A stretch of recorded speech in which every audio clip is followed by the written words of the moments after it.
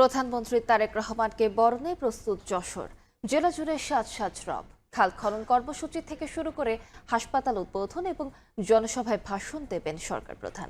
এ বিষয়ে আরো খবর জানাতে যশোর থেকে যুক্ত হচ্ছেন রিপোর্টার জুয়েল মৃধা। যাচ্ছি তার কাছে। জুয়েল, প্রধানমন্ত্রীর আগমনকে ঘিরে যশোরের সকল প্রস্তুতি সম্পন্ন হয়েছে। এখন সেই মাহেন্দ্রক্ষণের অপেক্ষায় আছে যশোরবাসী। প্রধানমন্ত্রী আজকে যশোরের 4টি ভেন্যুতে যাওয়ার কথা রয়েছে এবং তিনি সকাল 10টা 15 মিনিটে যশোর বিমানবন্দরে অবতরণ করবেন। এরপর সরাসরি চলে যাবেন যশোরের শার্শা উপজেলার উলসী গ্রামে। সেই গ্রামে উলসী যদুনাথপুর যে খাল আছে, 4 কিলোমিটার খালের পুনর্খননের কাজের উদ্বোধন করবেন।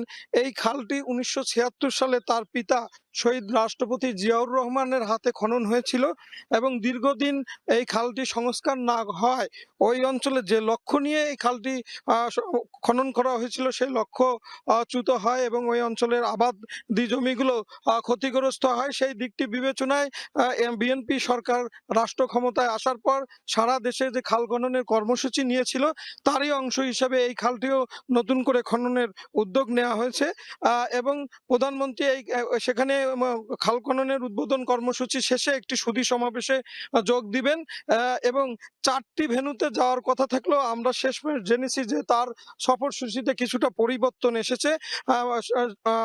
উলসির কার্যক্রম শেষে প্রধানমন্ত্রী তারেক রহমান সড়কযোগে সরাসরি চলে আসবেন যশোর সার্কিট হাউসে। এখান থেকে তিনি দুপুর 3টা নাগাদ যাবেন যশোরের অন্যতম একটি দাবি ছিল যশোরে মেডিকেল কলেজ হয়েছে 2010 সালে।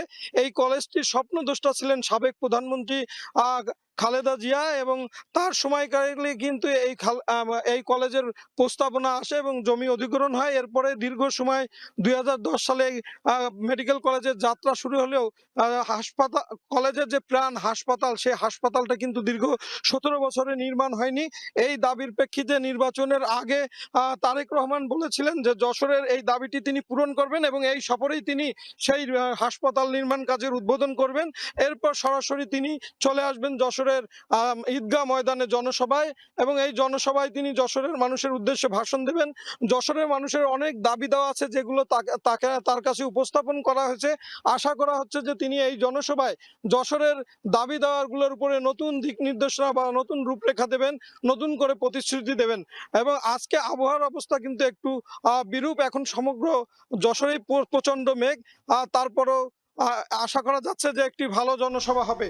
এই ছিল আমার কাছে সর্বশেষ। সরাসরি যুক্ত ছিলাম যশোরে।